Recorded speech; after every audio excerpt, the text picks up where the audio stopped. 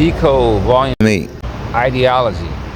This is an advanced concept for an adolescent, but it's not a bad thing to start thinking about. As an adult, you're going to need an ideology, which is what are the things that you believe in, you stand for, your positions on topics and issues in the world and in life. That's your ideology. So what do I think about gun control? What do I think about race? What do I think about whatever? Like those are the what's. That's ideology. Like what's your opinion on it? Like having an ideology gives people a good framework on the type of person you are. And it's so subtle in learning it about a person that it can take years before you kind of get a good grasp on a person's ideology, especially if they aren't clear on it themselves.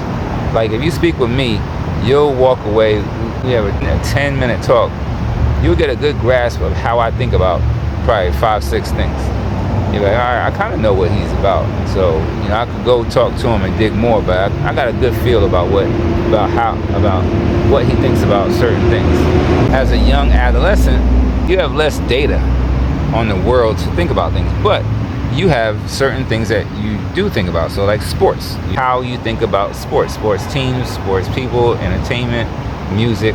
You want to make sure that you can defend your positions. And so you can't say, I hate LeBron James, and they ask you why. I just don't like him. It's not an ideology. You got an opinion that's based off of your feelings.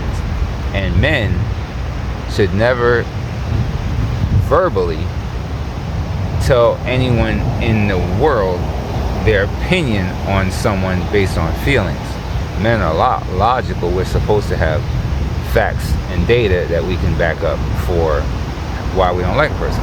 Now there are times as a man where you just be like, yo, I just don't like like my son says I don't like this basketball player, I forget his name. It's like French dude, he won like the defensive play of the year. I think he's a bum. He's not a bum, he's an NBA player, but I don't think he's as good as people say he is.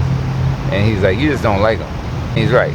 Like, I don't have enough data to say that I don't like him. But being able to own that is part of being, of having an ideology, is that, at times you own your BS. So there's a lot that goes into it, but it's how you think in the world. Like how I just thought about that dude I explained to you, that is BS. But I think that, and I'm sticking with that one. Right? So anything that I say about him isn't valid, and I know it.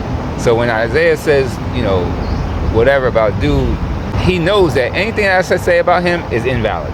And he'll start talking about him just to make me say some dumb stuff about him. But as a young black man in America, start working on your ideology young, and make sure you can be consistent about the ways you think about things, because that's one of the most important things about having an ideology, is that I'm consistent in how I think about a lot of things. Not that I think the same way about everything, but I'm consistent in that if I have a thought, I can bring up facts and my experiences about it that'll back up that opinion of what I'm saying about a topic or whatever. So as a young man, start thinking about building an ideology of how